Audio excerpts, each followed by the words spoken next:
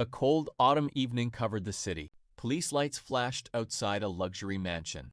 Businessman Michael Turner lay dead beside the fireplace. Detectives searched every room. No fingerprints, no murder weapon, no security footage. Only one person had seen what happened. A 10-year-old girl, Emily Carter. She stood quietly outside the mansion, holding her teddy bear. Cold autumn evening covered the city. Police lights flashed outside a luxury mansion. Businessman Michael Turner lay dead beside the fireplace. Detectives searched every room. No fingerprints, no murder weapon, no security footage. Only one person had seen what happened. A 10-year-old girl, Emily Carter. She stood quietly outside the mansion, holding her teddy bear. Detective Emma knelt beside Emily. "Did you see the man?" Emily nodded. "Yes." "What did he look like?" Emily looked down. "I promised my mother to never tell a lie." Emma smiled gently. "Then tell us only the truth." Emily quietly whispered, "I will." Emily pointed toward the mansion. The man wasn't angry. He was smiling. The detectives looked confused. A murderer smiled? Emily nodded, as if he already knew he wouldn't be blamed. The room became silent. Instead of describing the killer, Emily picked up a pencil. She quietly began drawing. Not a face, not clothes, only a pair of unusual shoes. One shoe had a golden eagle logo. Emma frowned. "I've seen these before." Police questioned Ryan Brooks. He wore expensive Italian shoes with the same golden eagle logo. Ryan laughed. Thousands of people own these shoes. Emma wasn't convinced. News spread quickly. The only witness is a little girl. Reporters crowded outside the courthouse. Many people doubted Emily. Children imagine things. But Emma replied, "Not this child. She has never lied." Emma visited Emily's school. Her teacher smiled. "In 10 years, Emily has never told a single lie. Even when telling the truth got her into trouble." Emma realized this child was different. Emily suddenly remembered something. The man dropped something. Police searched the living room. Under a sofa, they found a silver necklace. It wasn't the victim's. The courtroom filled with reporters. Everyone stared at Emily. The defense attorney smiled. "She's only 10. Can anyone trust a child's memory?" Emily quietly walked toward the witness stand. Without fear, without hesitation, the judge asked, "Emily, do you promise to tell the truth?" Emily smiled. "I don't need to promise. I've never told a lie." The courtroom fell completely silent. Even the defense attorney stopped smiling. The defense attorney slowly approached Emily. "Emily, do you know what happens if you tell a lie in court?" Emily looked at him calmly. "I don't, because I've never told one." A few people smiled. The lawyer didn't.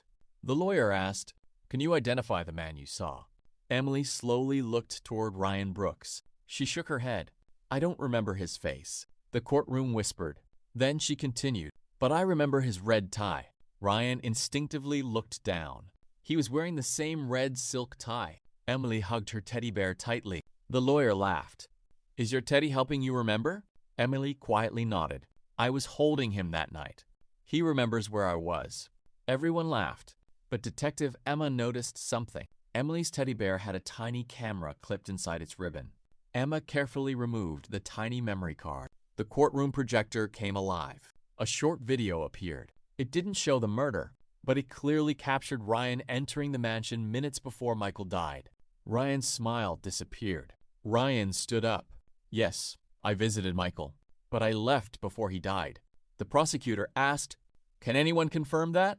Ryan smiled confidently. "My driver." Ryan's driver entered the courtroom. He swore to tell the truth.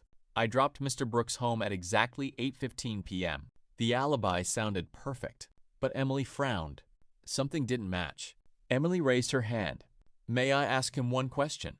The judge nodded. Emily smiled. "What song was playing in your car?" The driver froze. His face turned pale. He couldn't answer. Emily looked at the judge. If he really drove Mr. Brooks home, he would remember the music. The driver lowered his head.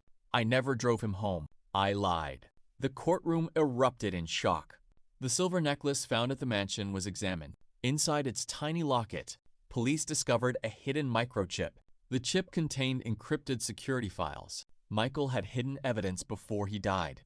As the judge prepared to end the hearing, The courtroom doors suddenly opened.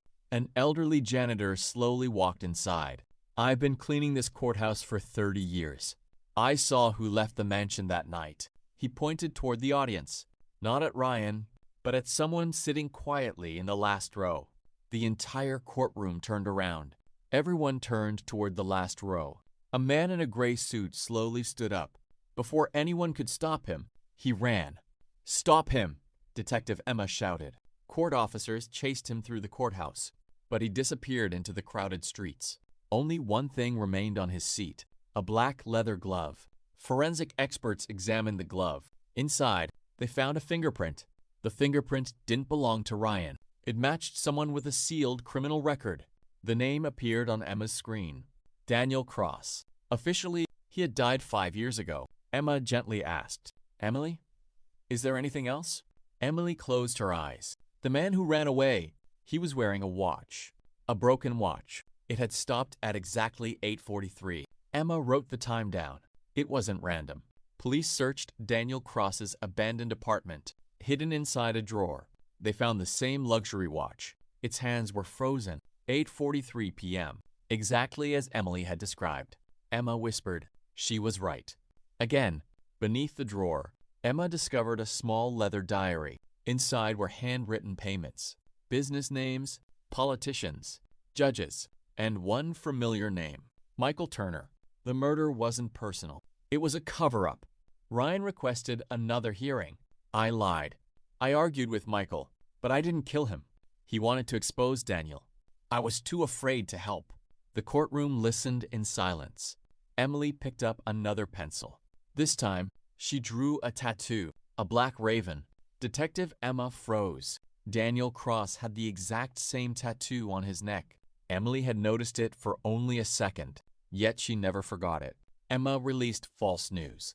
The police lost Emily's testimony. That night, someone broke into the evidence room.